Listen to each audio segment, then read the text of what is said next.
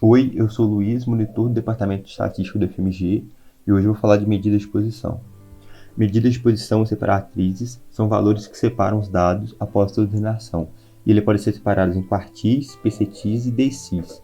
Nós vamos ver o que é cada um e como calcular.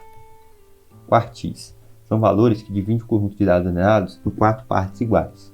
Ou seja, num primeiro quartil, o valor será um valor situado de tal modo na série de dados que 25% das observações são menores que ele e 75% são maiores.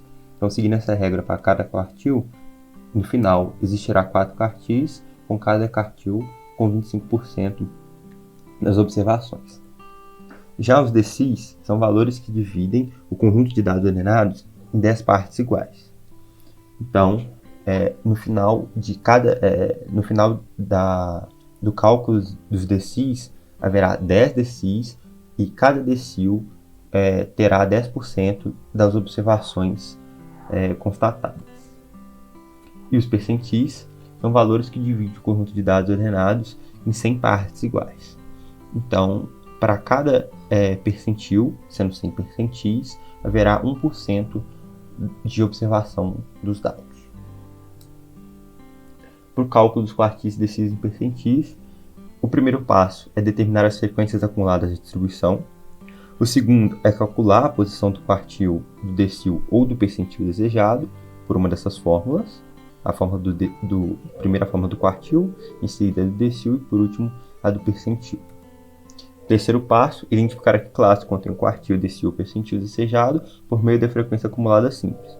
E o quarto passo, calcular de fato o quartil, decil ou percentil desejado por meio de uma dessas fórmulas. A primeira fórmula do quartil, a segunda do decil e a terceira do percentil. Já o score padronizado, ele será útil para a comparação de resultados individuais. Então, dado um exemplo, um aluno que tem obtido nota 7 numa prova cuja média da classe foi 5, foi melhor do que numa prova em que ele tirou 8, mas a média da classe foi 9.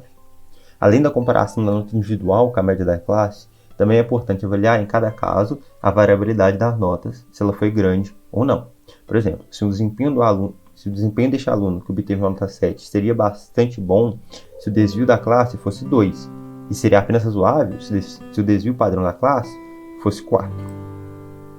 Ou seja, se você tem x1, x2 e xn, os dados observados de uma amostra de tamanho n, e sendo x barra a média e s o desvio padrão, então você consegue o score padronizado. Nessa aula nós vimos a definição e como calcular quartis, percentis e decis, e também aprendemos o significado e como usar o score padronizado. Obrigado pela atenção e para mais informações, acesse o site da monitoria.